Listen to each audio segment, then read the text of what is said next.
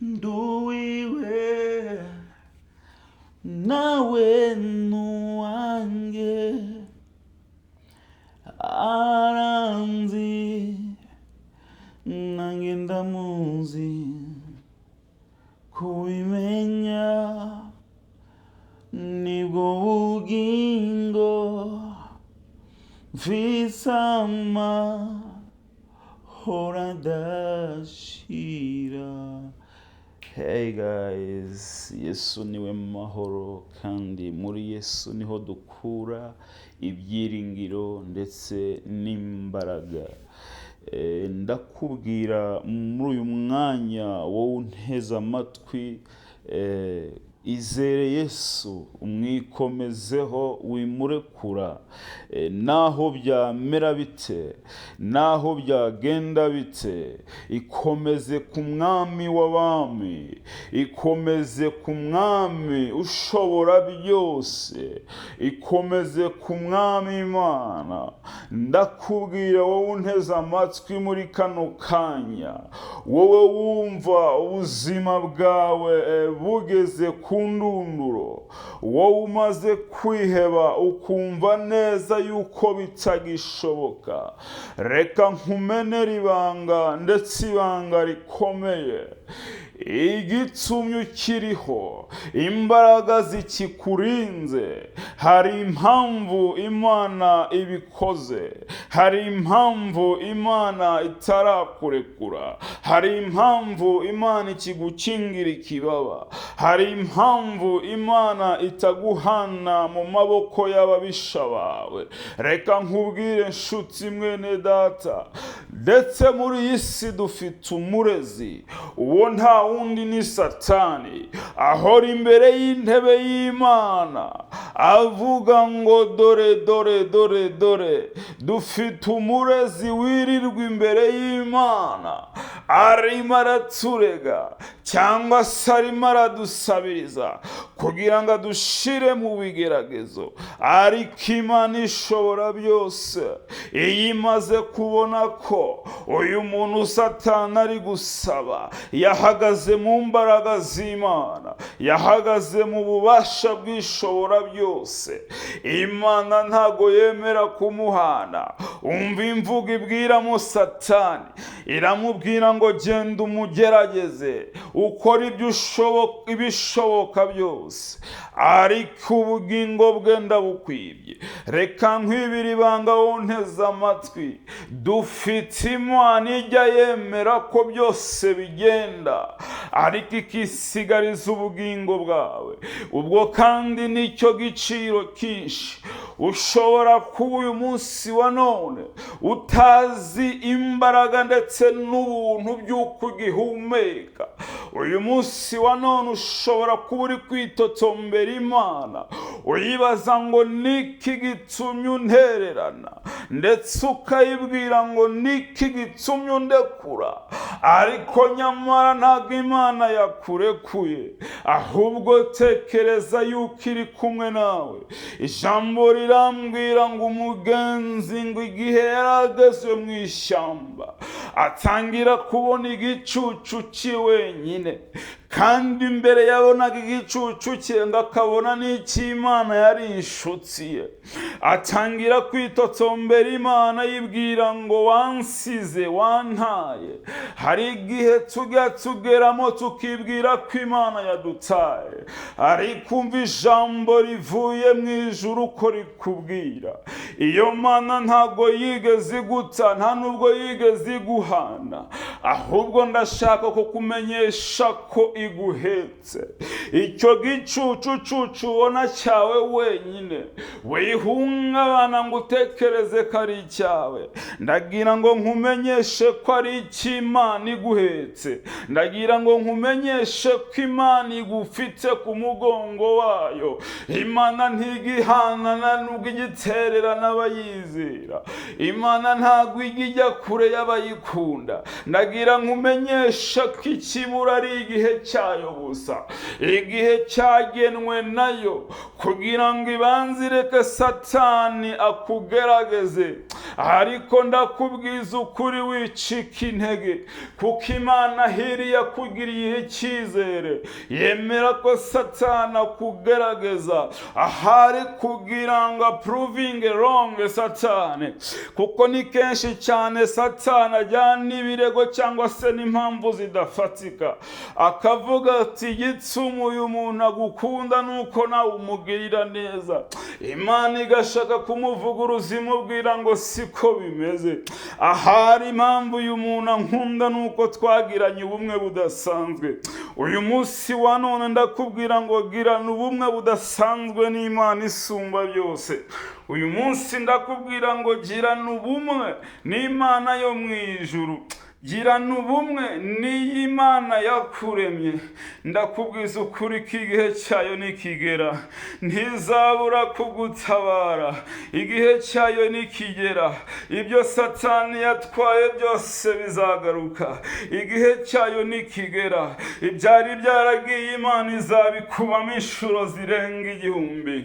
Igihe cyayo nikigera izavuga ati mwana wanjye ndakugarukiye. Igihe cyayo nikigera izaguhanagura ayo marira warijijwe na Satani. Igihe cyayo nikigera izaguhanagura ayo marira warijijwe n'abanzi bawe. Igihe cyayo nikigera hari abakuvugaga mu rwongorerano bazavuga ati koko Imana ye ni Imana ishobora byose. Igihe cyayo nikigera babandi bari baravuze ngo bakwitakanye Imana yawe bazasubiramo bavuga ati koko Imana ye ni inyembaraga. Igihe cyayo nikigera bazavuga ngo Imana yo mu ijuru nihabwe icyubahiro. Reka nkubwize ukuri wowe nteze amatwi, igituma Imana ibyemeye ni ukugira ngo izina ryayo rihabwe icyubahiro. Igituma Imana ibyemeye ndetse ukanababara cyane nuko ishaka kwihesha icyubahiro mu mibereho yawe. Yesu nashimwe. Ndaguhumuriza muri kano kanya, wowe wumva ubabaye, wowe wumva watengutse, wowe wumva byose byarangiye, kuba ugifite akuka muri wowe ni ikimenyetso kigaragaza ko Imana ikigufiteho umugambi. Kuba ukibasha kuba wahaguruka ukabona birakunda ni ikimenyetso kigaragaza ko Imana igufiteho umugambi mwiza. Wikwiheba nshuti mwene data, mpagaze imbere yawe cyangwa se ndimo ndakubwira ngo humura, Imana yawe ishobora byose. Ndakubwira ngo humura, Imana yawe ni inyembaraga. Ahubwo hagarara wemye, utaza gutsindwa n'ibigeragezo. Ahubwo hagarara wemye, vuga gukiranuka kw'Imana yawe. Haguruka uvuge ngo Imana yanjye ni inyembaraga. Haguruka ubwire Satani ngo ibyo wakora byose sinzigera nihakana Imana yanjye. Haguruka ubwire abanzi bawe ngo navuye mu isi nambaye ubusa nzasubirayo nambaye ubundi. Haguruka ubwire Satani umwereke ko umusuzuguye. Haguruka ubwire Satani umubwire ko ibyo yakora byose nta cyagutandukanya n'Imana yawe. Niba uyu munsi wari wacitse intege ndetse ugatakaza ibyiringiro n'ukwizera, ndagira ngo nkumenyeshe ko ugomba kugarukiraho, ukagaruka mu nzira y'Uwiteka Imana Nyiringabo. Ndagira ngo nkumenyeshe ko utagomba gucika intege kubera ko yaguhanze n'izi mpamvu kandi niyo ifite umugambi ku buzima bwawe.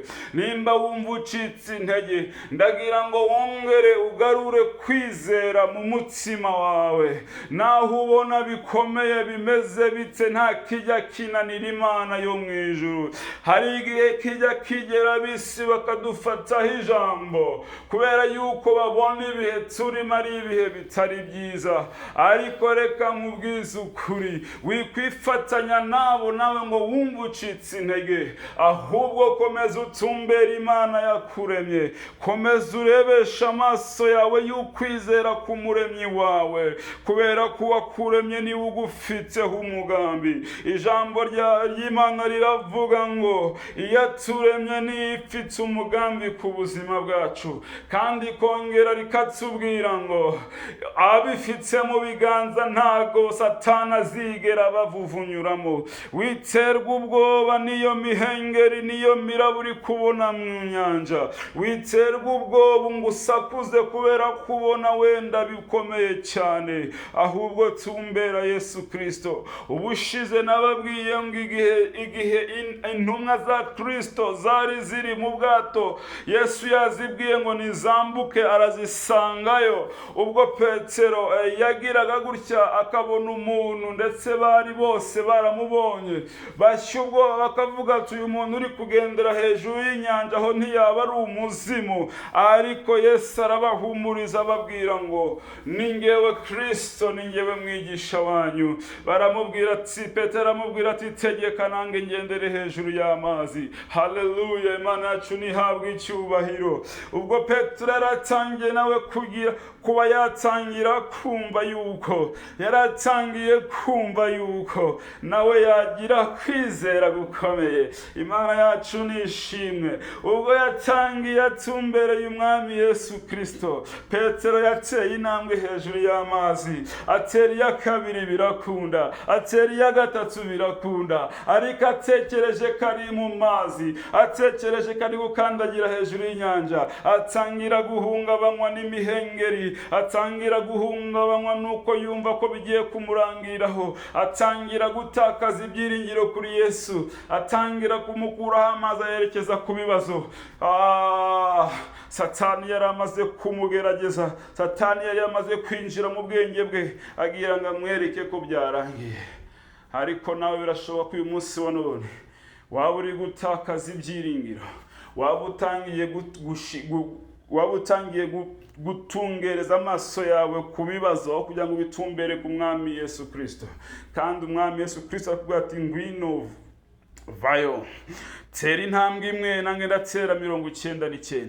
Nta kindi Yesu agusaba muri kano kanya, nta kindi Imana igusaba muri kano kanya. Irakubwira ngo ufite iki nanjye mpereho. Hari igihe bishoboka yuko ntacyo ufite na gito. Ese niba ntacyo ufite na gito n'ukwizera warakubuze? Ese nimba ntacyo ufite Imana yaheraho, ntabwo ushobora no kwibwira ati dore Uwiteka Mana we, nagendeye mu nzira zawe, nagendeye mu mbaraga zawe, nagendeye mu kwizera ndetse izina ryawe, kandi nzi kuri Imana itabesha, nzi kuri Imana ishobora byose. Nturi Bayali ndetse nturi Dagoni, nturi ikigirwamana kitavuga ngo nticyumve. Uri Imana ishobora byose yaremye ijuru n'isi. Nta hari wabuze ikintu byibura Imana yaheraho. Nimba waracibuze ndakubwira ngo garuka ku isoko, gira kwizera gira kwizera umwana w'Imana, gira kwizera Imana ishobora byose, nayo izakurengera. Amahoro yayo nakomeza abe muri mwe, imbaraga zayo zikomeze zimwe muri mwe. Ijambo ry'Imana riravuga ngo ndabizi neza yuko ibihe abana banjye barimo, hari igihe kijya kigera, igihe cyageraga ubwo nubwo intumwa zagendaga na Kristo, ariko zari zigifite intege nke za kimuntu, zari zigifite imbaraga nkeya. Ibigeragezo ndetse n'ibyaha byari biri ku buzima bwabo, ariko hari ikintu gikomeye Yesu Kristo yavuze ubwo yababwira ati ndagiye ariko simbasize mwenyine, ahubwo nzaboherereza umufasha. Ese mwene data, niki gitumye uhungabana mu mutima? Ese niki gitumye wumva ubabara? Imana yawe yakubwiye ko itagusize wenyine. Niki gitumye wiheba muri kino gihe? Niki gitumye wumva ucika intege? Imana yakubwiye ko itagusize wenyine, ahubwo ikoherereje umufasha. Haleluya, Imana yacu nishimwe. Reka nsoreza ahangaha kugira ngo ndakomeza kubarambira. Wowe uri murantega amatwi, wowe uri muranyumva, ndagusaba nkubwira ngo kora subscribe kuri chaîne yitwa Gorilla Gospel. Ni chaîne izanye imbaraga z'ijambo ry'Imana rikomeye kugira ngo zikubohore, kugira ngo zikugirire neza. Ni shene iri kuvuga ku kubohoka kw'abantu Imana yagigirira neza. Ni shene igusubiza imbaraga. Ni shene ihagurukijwe n'Imana kugira ngo ihindure byinshi muri ino si yuzuye ibinyoma. Imana yacu nikomeze ibaha umugisha, kandi mugerageze gukora subscribe, share na comments kugira ngo mukomeze guhumuriza benshi bababaye. Satani ni umunyabinyoma, Satani ntago ari umuneshi, nubwo ari umurwanya ariko dufite Imana inesha. Haleluya! Imana yacu nishimwe cyane.